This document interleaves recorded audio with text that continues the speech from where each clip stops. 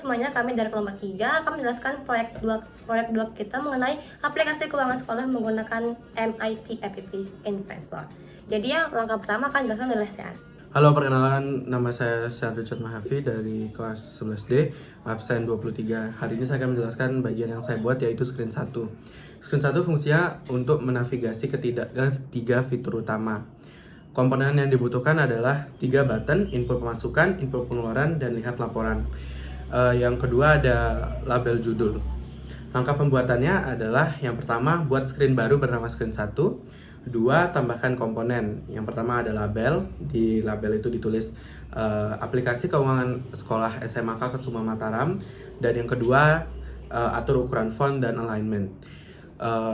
Komponen yang kedua yaitu button 1 untuk input pemasukan, button 2 untuk input pengeluaran, dan button 3 untuk melihat laporan. Selanjutnya menampilkan notifikasi. Kita menggunakan blok Notifier 1, yaitu untuk menampilkan pesan pemasukan berhasil disimpan. Yang ketiga ada reset form. Mengosongkan file teks sumber dana teks dengan mengset nilainya ke string kosong. Yang keempat ada navigasi kembali. Ketika tombol kembali diklik akan membuka screen lain bernama screen 1. Kemungkinan mengambil atau menampilkan daftar entry pemasukan dari TinyDB pemasukan dengan metode get entry. Secara keseluruhan, blok ini bertujuan untuk menyimpan data transaksi pemasukan ke database lokal, memberi feedback ke user bahwa data telah tersimpan, memberikan form input, dan menyediakan navigasi kembali ke layar utama. Perkenalkan, nama saya Gia, nomor absen 21. Perkenalkan, nama saya Angel, nomor absen 17.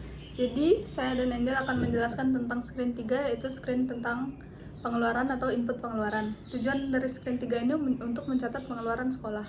Perbedaan dengan screen 2 yaitu menggunakan TinyDB dengan tag pengeluaran. Lalu text box sumber dana diganti dengan text box kebutuhan.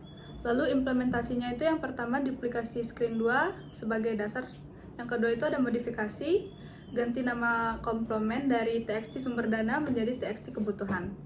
Oke, di bagian saya menggunakan blok yang berasal dari kontrol, habis itu menggunakan blok dari TinyDB. Setelah itu saya menekan blok teks, setelah itu list habis, setelah itu menggunakan blok warna hijau diambil dari vertical arrangement.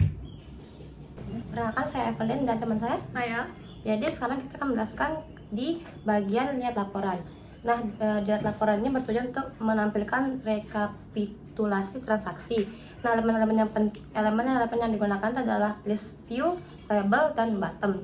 Nah, alur kerjanya lihat laporannya adalah saat screen dibuka, dia bakal mengambil semua data dari TinyDB dan menghitung total pemasukan dan pengeluaran, dan hasilnya akan ditampilkan di list view.